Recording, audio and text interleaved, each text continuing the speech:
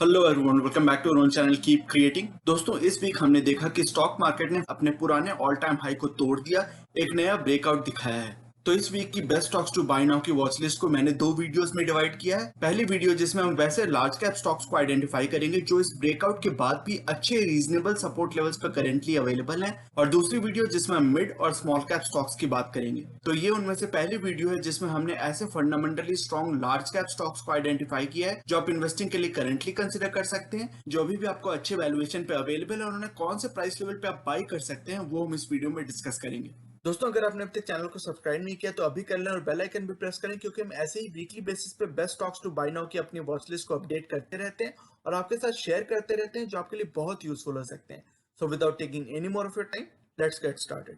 तो दोस्तों, हमारे लार्ज कैप स्टॉक्स के डिस्कशन की पहली कंपनी है, पहला स्टॉक है टाटा कंसल्टेंसी सर्विसेज। अब टीसीएस जैसी कंपनी की बड़ाई या फिर उसकी डिस्कशन करना मैं यहाँ पे मुनासिब भी नहीं समझता, क्योंकि ऐसा कोई भी इंडियन नहीं होगा जो टीसीएस के बारे में जिसको पता नहीं होगा।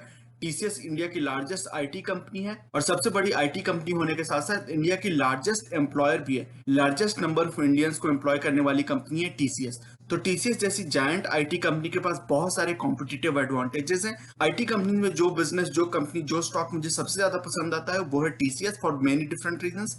मुझे लगता है कि टीसीएस को एक्वायर करने के लिए, टीसीएस को एक्यूमुलेट करने के लिए एक पहला लेवल जो आप ध्यान में रख सकते हैं वो है 2950 से 3050 का।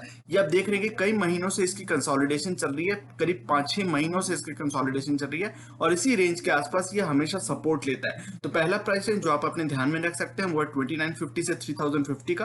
दूसरा प्राइस लेवल, अगर आपको लगता है कि मार्केट में भले ही ब्रेकआउट आ गई हो, अच्छी खासी सपोर्ट भी दिख रही हो, लेकिन अगर आपको लगता है कि नियर टर्म वॉलिटिलिटी बनी रहेगी, जब तक हम बात कर रहे हैं कि सेकंड वेव, थर्ड वेव की बात कर रहे हैं कोविड की, तो अगर कोई नियर टर्म वॉलिटिलिटी बनती है, थोड़ी कुछ गिरावट आती है मार्केट में, तो 2750 से 2850, 2750 से 2850 का एक अलग प्राइस सपोर्ट लेवल है, जहां पे कि इसने कई बार सपोर्ट भी दिया है, और इसके कई सारे मूविंग एवरेजेस भी आप देख सकते हैं। 200 डेज का जो इसका बहुत इंपॉर्टेंट मूविंग एवरेज है वो 2866 यानी कि 2850 के आसपास है, और 100 डेज का जो मूविंग एवरेज है वो भी कई बार इसने, आप देख सकते हैं कि 100 डेज के मूविंग एवरेज पे इसने कई बार सपोर्ट लिया है। उस मूविंग एवरेज की वैल्यू अभी करीबन 3000 के आसपास आ रही है। तो 2950 से 3050 के रेंज में जो हमने पहले प्राइस लेवल की बात की उसमें वो सपोर्ट लेवल आ जाता है। लेकिन मुझे लगता है कि टीसीएस को एक्वायर करने के मौके आपको मिल सकते हैं अगर इन दोनों में से जो भी प्राइस लेवल आपको ज्यादा कंफर्टेबल फील हो, वहां पे जब भी ये टीसीएस का स्टॉक आए तो आप अपनी एक्यूमुलेशन स्टार्ट कर सकते हैं। बट इंडिया की सबसे बड़ी कंपनी है, इंडिया की लार्जेस्ट आईटी कंपनी है, स्टॉक मार्केट कैपिटलाइजेशन के हिसाब से भी इंडिया की लार्जेस्ट आईटी कंपनी है, तो टीसीएस को आप अपने ध्यान में रख सकते हैं। Definitely it is a company and a stock that you can keep in mind for long term accumulation and investing. अगली कंपनी जनरल इंश्योरेंस सेक्टर में इंडिया की market leader in private sector, ICICI Lombard. ये भी एक fundamentally काफी strong company है। Life insurance, general insurance, overall insurance sector की आप अगर बात करें तो इमेंस पोटेंशियल इंडिया में, बहुत अंडर पेनिट्रेटेड मार्केट है इंडिया की, तो इसकी फ्यूचर की अर्निंग ग्रोथ पोटेंशियल काफी अच्छी है। This is one of the better fundamentally sound companies in general insurance sector in India, ICICI Lombard. तो इस स्टॉक को एक्यूमुलेट करने के लिए पहला प्राइस लेवल हो सकता है 1350 से 1450 का। दूसरे प्राइस लेवल की आप अगर वेट करना चाहते हैं तो वो प्राइस लेवल होगा 1200 से 1300 के प्राइस लेवल का। अगला स्टॉक है आयशर मोटर्स। इंडिया में टू व्हीलर हाई सीसी वाले 250 सीसी, 350 सीसी एंड अबव की मोटरसाइकिल्स बनाने वाली दिग्गज इंडियन कंपनी रॉयल एनफील्ड इन्हीं की ब्रांड है, वो है आयशर मोटर्स। और केवल टू व्हीलर्स ही नहीं, ये फोर व्हीलर कमर्शियल व्हीकल्स भी बनाती है इन कोलैबोरेशन विद वॉल्वो। तो वॉल्वो के साथ इनकी कोलैबोरेशन है और ये कमर्शियल व्हीकल्स बनाती है। तो काफी अच्छी मोटेड बिजनेस है, काफी अच्छी ब्रांड रिकॉल है रॉयल एनफील्ड की। और रॉयल एनफील्ड के और भी कई सारे ब्रांड्स आते हैं, कई सारे मोटरसाइकिल्स आती हैं अलग अलग सीसी रेंज में। तो आयशर मोटर्स में इन्वेस्ट करने के लिए मुझे लगता है कि 2400 से 2500 का प्राइस लेवल एक पहला प्राइस लेवल है जो कि काफी अट्रैक्टिव है।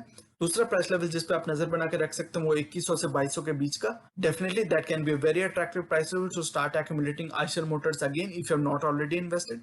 काफी स्ट्रॉन्ग कंपनी है, टेक फ्री कंपनी है, अच्छी ऑपरेशंस है, रिटेल बिजनेस काफी अच्छी है इसकी, और ब्रांड रिकॉल है, तो काफी मोटेड बिजनेस भी है। तो डेफिनेटली मुझे लगता है कि if you still see a long term potential in Eicher Motors, these two price levels can be kept an eye on. और इन दोनों प्राइस लेवल्स में से जिनमें भी आप ज्यादा कंफर्टेबल फील करें वहां से आप अपनी एक्यूमुलेशन, अपनी इन्वेस्टमेंट स्टार्ट कर सकते हैं इन आयशर मोटर्स। अगली कंपनी है एक दिग्गज एफएमसीजी कंपनी, इंडिया के अंदर मोनोपोली क्रिएट करने वाली, अपनी सेक्टर की market leader, Nestle India. Nestle भी एक स्विट्जरलैंड बेस्ड कंपनी है, एक मल्टीनेशनल कंपनी है, उसकी इंडियन सब्सिडरी नेस्ले इंडिया की हम बात कर रहे हैं। नेस्ले को एक्यूमुलेट करने के लिए भी आप देख सकते हैं इसकी जो मूविंग एवरेज है इसी प्राइस रेंज के आसपास है। 16,000 से 16,500 का प्राइस लेवल जो है वो बहुत ही अट्रैक्टिव है। यहाँ पे आप अपनी एक्यूमुलेशन डेफिनेटली इनिशिएट कर सकते हैं। अगर आप थोड़ा वेट करना चाहते हैं, थोड़ा और कंजर्वेटिव आपकी अप्रोच है, तो 15,000 से 15,500 का लेवल का आप वेट कर सकते हैं। वहां पे भी इसकी एक्यूमुलेशन काफी अग्रेसिव मैनर में स्टार्ट की जा सकती है। अगली कंपनी वैसी ही एक दिग्गज कंपनी है एफएमसीजी सेक्टर में, लेकिन ये एक नीश सेगमेंट में। ब्रिटानिया इंडस्ट्रीज की अगर बात करें तो बहुत ही नीश सेगमेंट्स में, जिसमें कि केक्स, कॉन्फेक्शनरीज, बिस्किट्स, यहाँ तक कि कुछ डेयरी प्रोडक्ट्स, तो इन सभी प्रोडक्ट रेंजेस में ब्रिटानिया इंडस्ट्रीज अपनी मोट क्रिएट कर चुकी है। बहुत अच्छी इसकी मार्केट में रेपुटेशन है, बहुत अच्छी मार्केट में ग्रिप है, और मार्केट शेयर भी इन सारे प्रोडक्ट रेंजेस में ब्रिटानिया इंडस्ट्रीज ने अच्छी खासी अपनी क्रिएट की हुई है। तो यहाँ पे भी सेम चीज आप यहाँ पे भी ऑब्जर्वेशन देख सकते हैं। अभी भी ये आपको जून जुलाई 2020 यानी कि पिछले साल के जून जुलाई के प्राइस रेंज के आसपास ही मिल रहा है। देख सकते हैं कि कितनी ज्यादा इसमें कंसोलिडेशन चली है, कितनी ज्यादा एक्यूमुलेशन की है लोगों ने। अभी भी उसी प्राइस रेंज पे आपको मिल रहा है, अच्छे खासे डिस्काउंट पे मिल रहा है अपने ऑल टाइम हाई से। इसका ऑल टाइम हाई करीबन 4,000 के आसपास है, तो वहां से आप देख सकते हैं कम से कम 14-15% के डिस्काउंट पे आपको मिल रहा है। तो अच्छी खासी डिस्काउंट पे मिल रहा है। अभी भी अच्छी, इतनी सॉलिड कंपनी, इतनी मोटेड कंपनी अच्छे डिस्काउंट पे, रीजनेबल वैल्यूएशन पे आपको अवेलेबल है। तो इसलिए मुझे लगता है कि पहला प्राइस लेवल जिसपे करंटली अवेलेबल भी है, इसका करंट प्राइस लेवल 3400 के आसपास ही है। तो 3350 से 3450, 3350 से 3450 का पहला प्राइस लेवल है, जहां पे आप देख सकते हैं कई सारे इसके मूविंग एवरेजेस भी हैं। कई बार इसने इस प्राइस लेवल पर सपोर्ट भी लिया है। तो definitely it is the first price level that you can keep in mind for accumulation of Britannia industries. दूसरी प्राइस लेवल अगर आप वेट करना चाहते हैं, हालांकि इतनी ज्यादा गिरावट ब्रिटानिया इंडस्ट्रीज जैसे स्ट्रॉन्ग स्टॉक में आती नहीं है यूजुअली, लेकिन अगर इस प्राइस लेवल पे आता है 3,000 से 3,100 के बीच में, तो that can be an even more attractive price level for long term accumulation in Britannia Industries. अगला स्टॉक भी मेरा एक मन पसंदीदा बैंक है, Kotak Mahindra bank. HDFC bank के जितना ही फंडामेंटली स्ट्रॉन्ग बैंक, हालांकि एचडीएफसी बैंक से छोटा बैंक है ये। इसकी रीच और नंबर ऑफ नेटवर्क्स की अगर बात करें, नंबर ऑफ ब्रांचेस की बात करें, ओवरऑल लोन बुक की बात करें, तो एचडीएफसी बैंक से काफी छोटा बैंक है, लेकिन फिर भी फंडामेंटली काफी स्ट्रॉन्ग बैंक है। इसकी कॉर्पोरेट गवर्नेंस भी काफी अच्छी है। तो कोटक महिंद्रा बैंक भी मुझे लॉन्ग टर्म इन्वेस्टिंग पोटेंशियल अच्छी खासी दिखती है इस बैंक पे।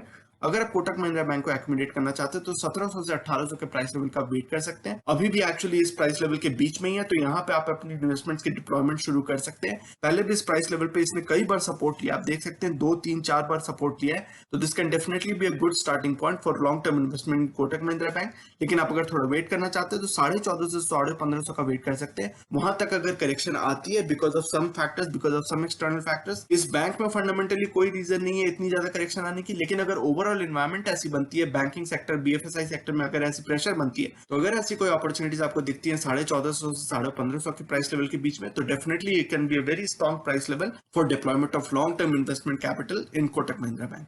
अगली कंपनी है, अगला स्टॉक है SBI cards. Credit card business में ये एक अकेला लिस्टेड प्लेयर है, तो इसको एक थोड़ी प्राइस प्रीमियम भी मिलती है, थोड़ी स्कार्सिटी प्रीमियम मिलती है। तो वहां पे आप देख सकते हैं कि अच्छी खासी प्राइस लेवल पे हमेशा ये ट्रेड करता है। इसकी वैल्यूएशन थोड़ी एक्सपेंसिव रहती है compare to other BFSI players, लेकिन फिर भी केवल स्कार्सिटी प्रीमियम के हिसाब से नहीं, अगर फंडामेंटल रीजन से भी आप देखें तो एसबीआई से रिलेटेड है। तो state bank of India obviously इसकी जो मार्केट चेन है, जो इसकी मार्केट शेयर है, बहुत बड़ी है। एचडीएफसी बैंक की कार्ड्स के बाद, एचडीएफसी कार्ड्स के बाद सेकंड रैंक पे एसबीआई कार्ड्स आती है इंडिया के अंदर क्रेडिट कार्ड बिजनेस में। तो मुझे लगता है कि आगे के लिए भी, लॉन्ग टर्म इन्वेस्टिंग के लिए भी एक अच्छा प्लेयर हो सकता है क्रेडिट कार्ड बिजनेस में। अभी भी क्रेडिट कार्ड की पेनिट्रेशन इंडिया में ऑलमोस्ट नेग्लिजिबल है, बहुत कम है कंपेयर टू अदर डेवलपिंग और अदर डेवलप्ड कंट्रीज ऑब्वियसली।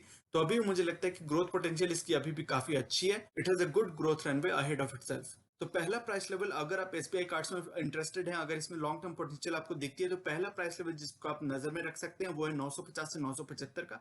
थोड़ी और अगर करेक्शन आती है तो इस प्राइस लेवल पर अगर आपको मिलना शुरू हो जाता है तो इसकी एक्यूमुलेशन स्टार्ट करना आप कंसिडर करना शुरू कर सकते हैं।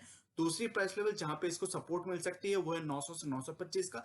900 के आसपास जब भी इस प्राइस लेवल पे आपको अवेलेबल हो तो आप इसको कंसिडर कर सकते हैं for long term accumulation and investment. अगली कंपनी है इंडिया की एक दिग्गज housing finance company, HDFC limited housing development finance corporation. This is the parent company of all the HDFC group companies like HDFC bank, HDFC life, HDFC AMC, HDFC ergo. इन सभी की parent company HDFC limited. उस stock की हम यहाँ पे बात कर रहे हैं। एचडीएफसी लिमिटेड को एक्यूमुलेट करने के लिए 2400 से 2500 का प्राइस लेवल एक अट्रैक्टिव प्राइस लेवल है। लेकिन आप अगर थोड़ा वेट करना चाहते हैं, आप देख सकते हैं इसकी जो 200 डेज की मूविंग एवरेज है वो करीबन 2200-2300 के बीच में है। तो ये एक अट्रैक्टिव प्राइस लेवल हो जाएगा। 2200 से 2300 का जो प्राइस लेवल है, definitely it can be very attractive price level to start accumulating for long term in HDFC limited. तो दोस्तों ये था आज का वीडियो। ये सेइंग जो कि है नॉलेज इज पावर सुप्रीम, ये इस चैनल का मिशन है जो कि है आप तक सही नॉलेज पहुंचाना। आगे आने वाली हर वीडियो में हम बहुत सारे इंटरेस्टिंग टॉपिक्स को डिस्कस करेंगे और मैं आपके लिए यूजफुल आइडियाज और टॉपिक्स लाता रहूंगा। इसी तरह हर वीकेंड हम वीकली मार्केट अपडेट्स और अपने views about the current market situation भी डिस्कस करते रहेंगे। So you should definitely subscribe to the channel and remain posted for further updates. अगर आज की वीडियो कंटेंट आपको पसंद आया है तो वीडियो करें लाइक। अगर आपको लगता है कि इस इन्फॉर्मेशन से किसी की मदद हो सकती है तो इसे अपने दोस्तों और फैमिली मेंबर्स के साथ शेयर करें और चैनल को करें सब्सक्राइब। मिलते हैं अपने अगले वीडियो में एक और टॉपिक के डिस्कशन के साथ। तब तक के लिए take care and see you soon. Bye bye.